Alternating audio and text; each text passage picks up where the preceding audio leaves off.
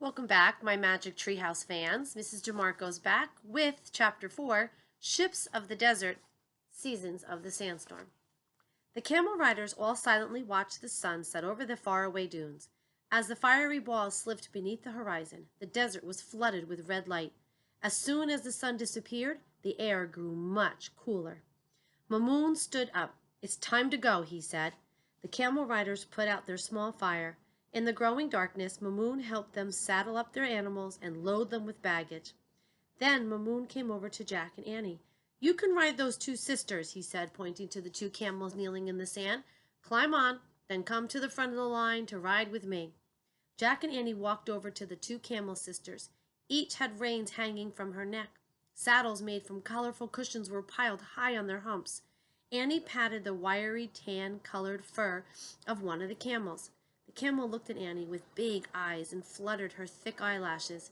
"Hey, cutie," said Annie. The other camel nuzzled Annie's neck. "Hey, beauty," Annie said to the other. "You want some attention too?" "Cutie and beauty," said Jack. He didn't find either camel particularly cute or beautiful. Annie climbed onto Cutie's saddle cushion and picked up the reins. "Let's ride," she said. Cutie rose awkwardly up from a kneeling position to a full stand. "Oh, wow," said Annie, towering over Jack. "She's really tall." Jack started to climb onto Beauty, but the camel caught an end of his headcloth and began chewing it. "Stop that," said Jack, pulling the cloth away from her. Beauty opened her mouth wide and flashed rows of sharp teeth. Jack drew back. "Don't be afraid," said Annie. "Easy for you to say," said Jack. "Yours likes you." "Don't worry. Beauty likes you too," said Annie. "I can tell." Annie's camel began ambling toward the other camels waiting to head off into the desert. "Come on, Jack. It's really fun once you're moving," she called. "Fun," muttered Jack. "Right." He held onto the ends of his headcloth and put his leg over Beauty's hump. The camel eyed him suspiciously. She swished her tail, slapping his back. "Hey," said Jack. Jack tried to get comfortable on the saddle cushion, but Beauty spat at him and made a weird screeching sound. "Quiet," said Jack. He hooked his shoulder bag onto a saddle horn. When he was finally settled, Beauty turned her head and started chewing on his leather bag. "No, don't," yelled Jack. He tried pulling the bag away, but Beauty played tug of war. "Come on, let go," Jack said. "Give it back, stupid." "Do you really think she is stupid?" Jack jumped. Mamoon had ridden up behind him and was watching as he tried to get his bag back from Beauty. Jack was embarrassed. Well, she wouldn't let go of my stuff," he said. Mamoon grabbed the strap of Jack's bag. He clucked his tongue and the camel let go. She groaned as Mamoon hooked the leather bag back onto the saddle horn. "For thousands of years, camels like this one have carried people across the desert," said Mamoon. "She is truly a miracle of nature." Some miracle, thought Jack. "She can drink 2 barrels of water in 10 minutes, said Mamoon, "and then go for a week without drinking again. She can live many days without food, too." "Really?" said Jack. "She is well suited to travel in the desert," said Mamoon. "Her thick eyebrows protect her eyes from the glare of the sun. Her long eyelashes and the fur around her ears keep out the wind-blown sand." "Cool," said Jack softly. "Her feet are so tough they do not feel the heat of the desert," said Mamoon, "and they are so big that they keep her from sinking down into the loose sand." Said Jack. "She can carry 500 pounds of baggage on her back," said Mamoon, "and travel 100 miles in a single day." "That's a lot," murmured Jack. Mamoon tugged on the camel's reins and clucked his tongue.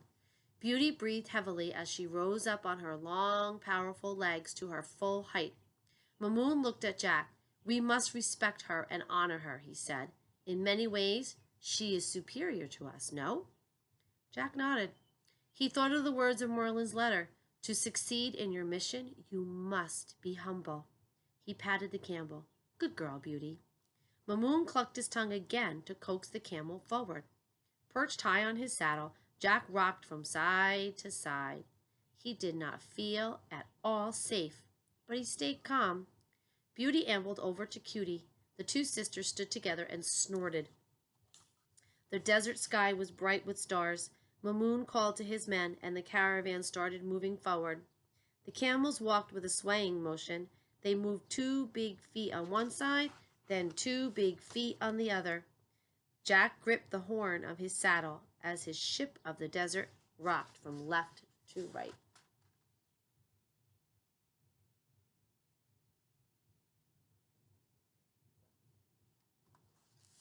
Second graders, that looks really cool. That would be some adventure. Isn't this fun? Said Annie, rocking alongside him. Sort of, Jack said, shivering. Actually, he wasn't having any fun at all. He felt seasick and was freezing in the night air. Also, he was worried about their mission. Would the Caliph meet with them? If he did, how could they help him spread wisdom to the world? And if Baghdad was very far away, how would they ever find their way back to the treehouse? Mamoon slowed his camel until he was riding between Jack and Annie. When I was a boy, I spent many cold nights in the desert riding with my father on journeys to the west, he said. At first, I, too, thought camels were foolish. I always longed for more blankets and for a smoother ride. I wished to be back in Baghdad in my own warm bed. Jack smiled. He liked the caravan leader. But over time, I have come to love the cold desert nights, said Mamoon. Now when I am sleeping in my warm bed in Baghdad, I long to be here instead. I wish to be reading the wind and the stars. How do you read the stars? Said Annie. They have their own language, said Mamoon. At this moment we are heading east toward the goat star. He pointed at the sky. He couldn't tell which star was the goat star, but he was filled with wonder. Thousands of tiny lights twinkled in the black dome of night. There were more stars than Jack had ever imagined. Some look so close they can touch them. Mamoon started singing a song. The other camel riders joined in. Jack couldn't understand the words, but the tune was soothing. The camels seemed to sway to the music. Jack stopped worrying about how they would get back to the treehouse, and he found he was actually enjoying the fresh desert air. He started to relax.